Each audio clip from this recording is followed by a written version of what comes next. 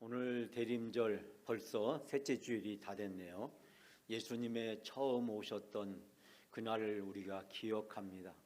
예수님이 처음 오심으로 여러분과 저는 죄사함을 받고 하나님의 자녀가 되었습니다. 우리가 예수님을 통해서 풍성한 삶을 살아갈 수 있도록 은혜와 축복으로 부르심을 받았습니다. 하나님의 자녀로 살아가는 이 영광과 특권이 예수 그리스도 그분이 하늘 보좌에서 이 낮고 낮은 세상에 오심으로 이루어졌습니다. 그 예수님께서 다시 오실 날을 우리는 기대합니다. 그때 세상의 모든 악과 불의는 심판을 받을 것이며 믿는 성도들은 주님과 함께 영원히 천국에서 영생 복락하는 귀한 은혜와 축복을 누리게 될 것입니다. 사랑하는 여러분, 예수님의 처음 오심이 구원의 감격이었다면 예수님의 다시 오심은 영원한 천국의 문이 열리는 우리 성도들에게 말로 할 수 없는 큰 축복이 앞으로 펼쳐지게 될 줄 믿습니다. 이 시간에 한때 우리에게 유행했던 없다 시리즈를 제가 소개하려고 합니다. 아마 여러분들이 제가 이야기하면 다 아는 얘기일 것입니다. 인터넷을 통해서 또 사람들을 통해서 방송을 통해서 여러 가지로 많이 들었던 그런 이야기인데요. 우리가 다시 한번 환기시켜보는 측면에서 제가 여러분에게 없다 시리즈를 말씀을 드려갑니다. 10대 철이 없다, 20대 답이 없다, 30대 집이 없다, 40대 돈이 없다, 50대 일이 없다, 60대 낚시 없다, 70대 이가 없다, 80대 배우자가 없다, 90대 시간이 없다, 100대, 이 100대가 재밌는데요, 다 필요 없다라고 이야기한답니다. 여러분, 우리에게 뭐가 없을까요? 어떤 분이 주님이 오실 날을 기다리는 이 대림절의 유머라고 저에게 해준 이야기가 있는데, 그것은 뭐냐면 우리에게 없는 것은 준비가 없다.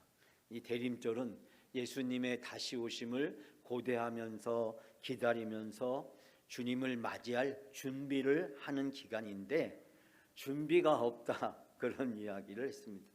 그런데요, 이 없다 시리즈의 대반전은요, 있다 시리즈를 통해서 나타나게 됩니다. 여러분이 아는 있다 시리즈 어떤 것이 있을까요? 10대에는 꿈이 있다, 20대에는 젊음이 있다, 30대에는 가정이 있다, 40대에는 일이 있다, 50대에는 관록이 있다, 60대에는 여유가 있다, 70대에는 평온이 있다, 80대에는 자유가 있다, 90대에는 소망이 있다. 여러분, 100대는 무엇일까요? 천국이 있다. 여러분, 사탄과 마귀는 우리에게 없다, 없다, 없다를 끊임없이 생각하게 만들고 그 없다를 통해서 우리가 불평과 불만으로 스스로 무너지게 만듭니다. 그러나 천사는요, 우리에게 있다, 있다, 있다를 통해서 우리에게 주어진 그것에 감사와 기쁨의 삶을 살아가게 합니다. 없다는 불평과 불만을 낳지만 있다는 감사와 기쁨으로 행복을 낳는다고 이야기합니다. 사랑하는 여러분, 우리가 없는 것을 찾지 말고 있는 것을 찾아봐야 됩니다. 나에게 있는 것, 그 있는 것을 하나씩 하나씩 우리가 기록을 하고 써가다 보면 정말 나에게 주어져 있는 오늘의 은혜가 얼마나 풍성한 것인지 모릅니다. 저는 가끔 현실에 화가 나고 분노한 사람들에게 그런 이야기를 합니다. 당신이 지금 저 이디오피아나 아니면 당신이 저 우크라이나나 그곳에서 지금 살고 있다고 생각해봐라. 지금 살고 있는 오늘의 현실과 비교하면 당신은 오늘의 현실에서 감사하고 고마워할 조건이 너무 많을 것이다. 사랑하는 여러분, 2025년을 보내면서 특별히 이 대림절 셋째 주일, 이제 성탄절을 향해 나가는 우리들에게 있는 것은 무엇일까요? 여러분, 예수 그리스도를 통해서 여러분이 구원을 받으셨습니다. 죄사함을 받았습니다. 하나님의 자녀가 되었습니다. 하나님이 여러분을 사랑하시고 여러분을 부르셨습니다. 그 사랑을 확증해 주셨습니다.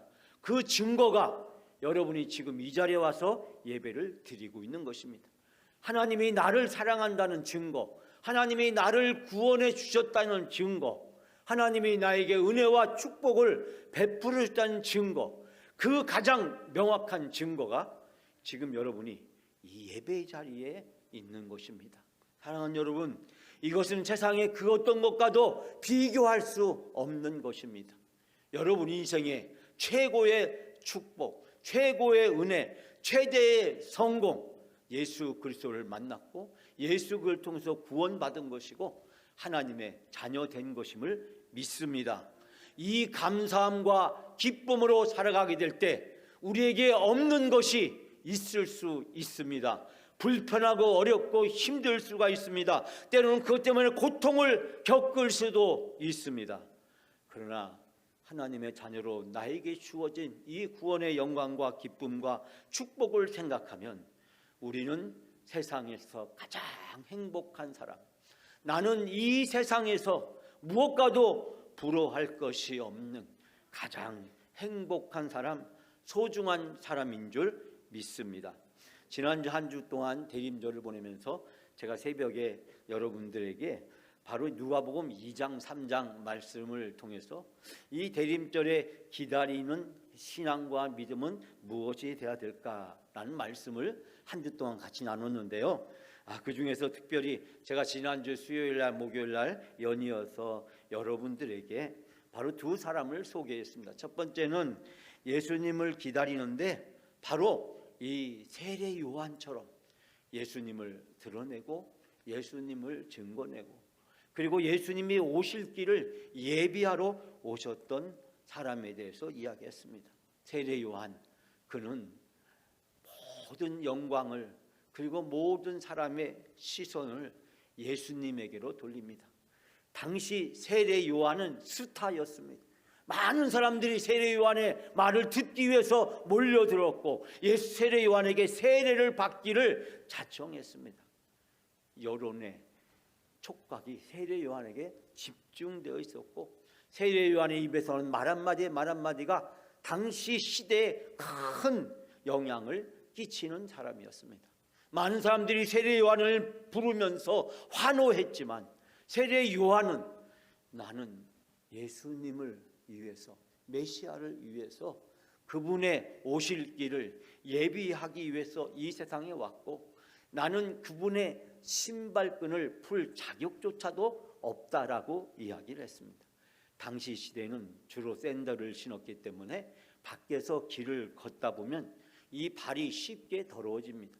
그렇기 때문에 어느 집을 들어가든지 먼저 해야 될 가장 중요한 것은 그 집 문 앞에서 발을 씻는 일이었고 그 일은 그 집의 가장 신분이 낮은 하인이 하는 일이었습니다.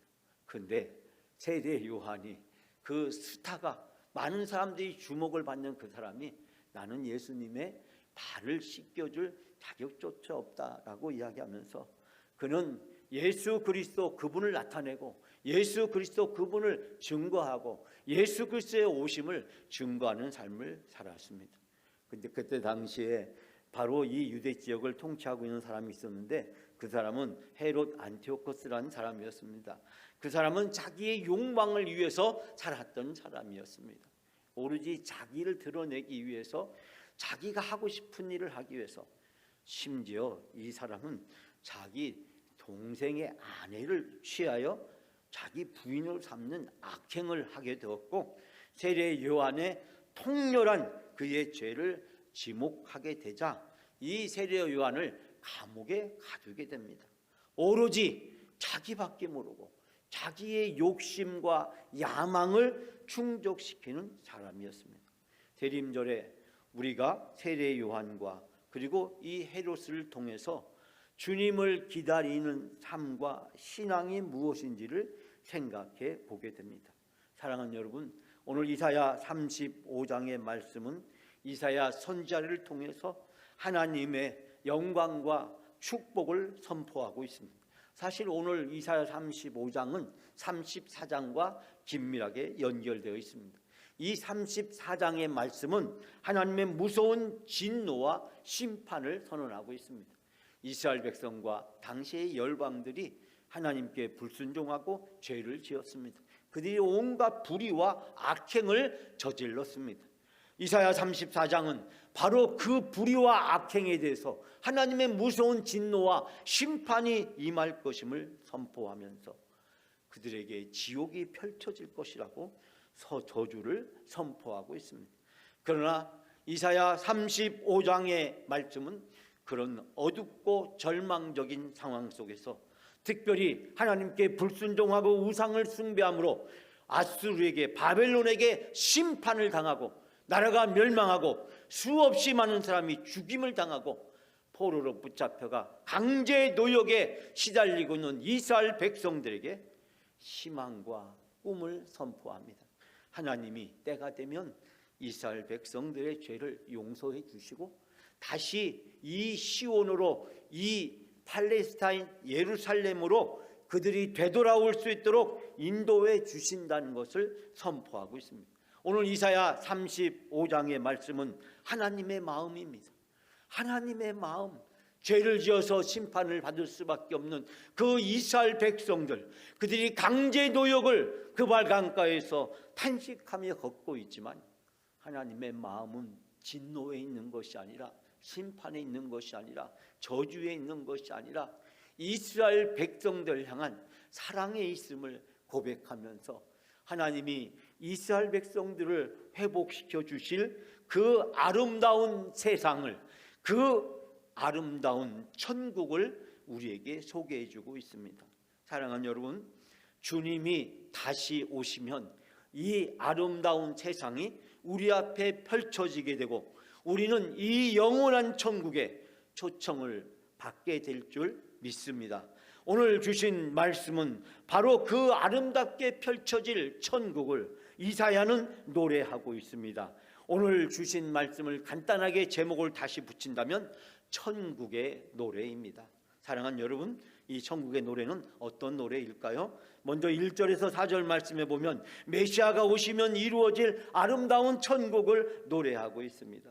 여러분, 우리가 1절, 2절 말씀 다 같이 이 시간 다시 한번 1, 2절을 함께 봉독합니다. 광야와 메마른 땅이 기뻐하며 사막이 백합화같이 피어 즐거워하며 무성하게 피어 기쁜 노래로 즐거워하며 레바논의 영광과 갈멜과 사론의 아름다움을 얻을 것이라. 그것들이 여호와의 영광 곧 우리 하나님의 아름다움을 보리로다. 아멘. 여러분, 우리가 살아가는 이 세상은 광야와 같습니다. 메마른 땅과 같습니다. 그리고 사막과 같습니다. 힘들고 어렵습니다. 그런데 바로 하나님께서 이사야 선지자를 통해서 말씀하십니다. 광야와 메마른 땅이 기뻐하게 된다는 것입니다. 사막에서 백합화가 피어서 즐거워하게 된다는 것입니다. 사막에 꽃이 피어서 무성하게 되고 크게 기뻐하며 즐거워서 소리를 칠 것이라고 이야기합니다. 레바논의 영광과 갈멜과 사론의 영화가, 그리고 사막에 꽃 피며 사람들이 주의 영광을 보며 하나님의 영화를 볼 것이다. 여러분, 구구절절이 아름다움을 표현하고 있습니다.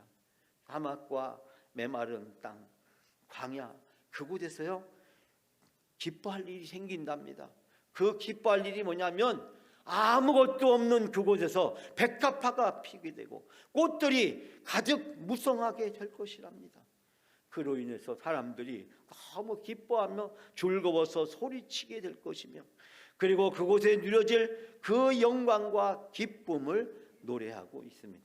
여러분, 이사야 35장은요 참 읽다 보면은 재미난 표현을 찾아보게 되는데 그것은 바로 노래하다는 표현입니다. 오늘 2절 말씀에 보니까 크게 기뻐하며 즐거이 소리칠지어다. 기쁜 소리로 즐거워하며 노래를 부르잖아요. 이사야 35장은 노래로 시작해서 노래로 부르다가 마지막 노래로 끝나는 것을 볼 수 있습니다. 그러므로 이사야 35장은 바로 노래입니다. 근데 어떤 노래입니까? 천국의 노래입니다. 아름다운 천국의 노래.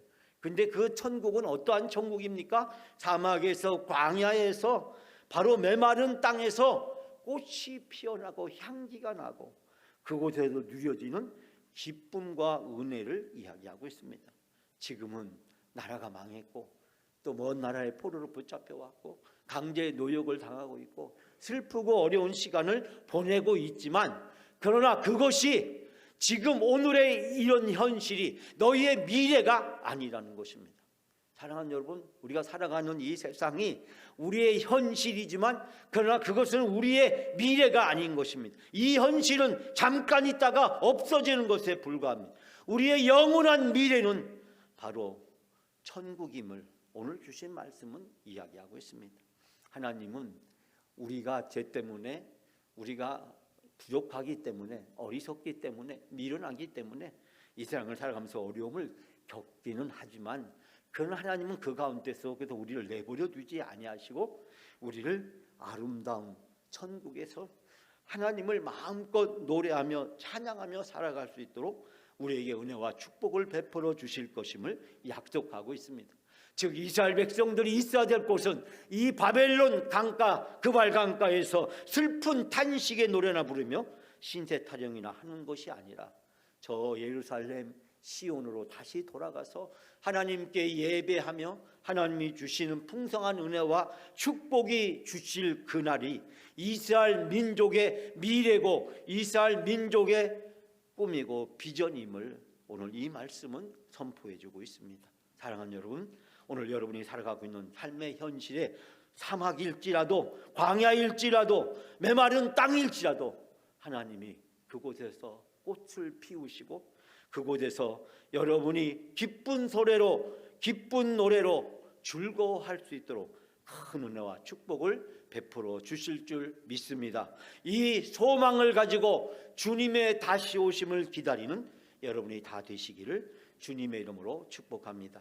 두 번째는 5절과 7절 말씀에서 다시 오실 메시아 예수 그리스도를 통해서 이루어질 회복의 아름다운 장면을 우리에게 노래하고 있습니다. 자, 여러분, 우리가 5절 6절 다시 한번 다 같이 함께 봉독할까요? 그때 맹인의 눈이 밝을 것이며 못 듣는 사람의 귀가 열릴 것이며 그때 저는 자는 사슴같이 뛸 것이며 말 못하는 자의 혀는 노래하리니 이는 광야에서 물이 솟겠고 사막에서 시내가 흐를 것임이니라. 아멘. 메시아가 오시면, 그분이 오시면 어떤 일이 이루어질까요? 오늘 이사야 선지자는 이제 하나님이 우리를 이 바벨론의 고역의 땅에서 해방시켜 주시고 구원해 주셔서 저 예루살렘으로 시온으로 인도해 주실 것이라는 것을 말씀하면서 하나님이 약속하신 그 메시아, 그분이 오시면 일어날 놀라운 일을 소개하고 있습니다. 그때는 눈먼 사람의 눈이 밝아진답니다.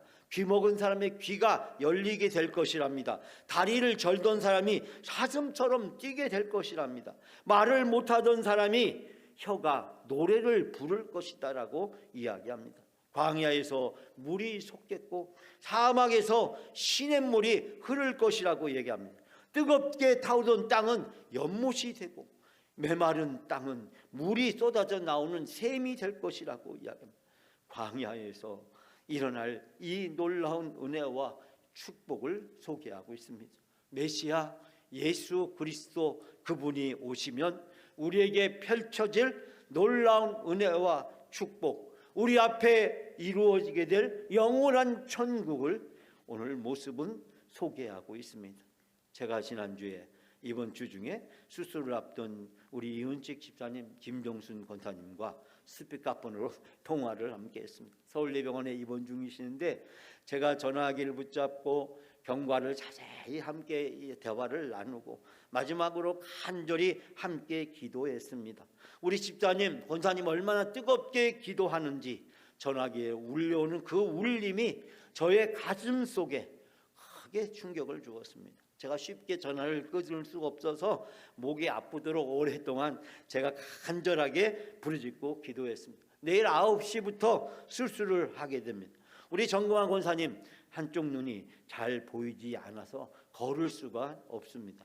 한쪽 눈은 보이는데 한쪽 눈이 잘 안 보이니까 이 발을 제대로 디딜 수가 없어서 이 밖에 외출하거나 걷을 수가 없는데 한 1년 동안 집중적으로 치료를 해야 정상적으로 볼 수 있는 상황입니다. 저는 이 설교 말씀을 준비하면서 우리 이은식 집사님의 얼굴이 떠올랐습니다. 우리 정금아 권사님 얼굴이 떠올랐습니다. 오석환 장로님의 얼굴이 떠올랐습니다. 우리 교회 환우들 한 분 한 분들의 얼굴이 떠올랐습니다. 그리고 간절히 기도하게 되었습니다. 제가 설교를 준비하는지 제가 기도하는지 시간이 분간이 되지 않을 정도로 간절히 기도했습니다. 사랑하는 여러분, 기도하면 놀라운 일이 일어납니다. 메시아 예수 그리스도를 통해서 상상할 수 없는 일이 우리 앞에 펼쳐지게 될 줄 믿습니다. 우리는 그 소망을 가지고 살아가는 성도들입니다. 사랑하는 여러분, 성탄절을 향해서 나가는 여러분의 발걸음이 바로 이 놀라운 치유와 회복의 역사가 여러분의 삶 가운데 있어지기를 주님의 이름으로 축복합니다. 마지막 8절에서 10절에서 오시는 메시아를 맞이하는 성도들의 태도를 우리에게 이야기해 주고 있습니다. 자, 마지막으로 10절 우리 한 절만 더 다 함께 봉독합니다. 여호와의 속량함을 받은 자들이 돌아오되 노래하며 시온에 이르러 그들의 머리 위에 영영한 희락을 띠고 기쁨과 즐거움을 얻으리니 슬픔과 탄식이 사라지리로다. 아멘. 8절 말씀을 보니까 거기에 큰 길이 있고 그 길을 거룩한 길이라고 한다.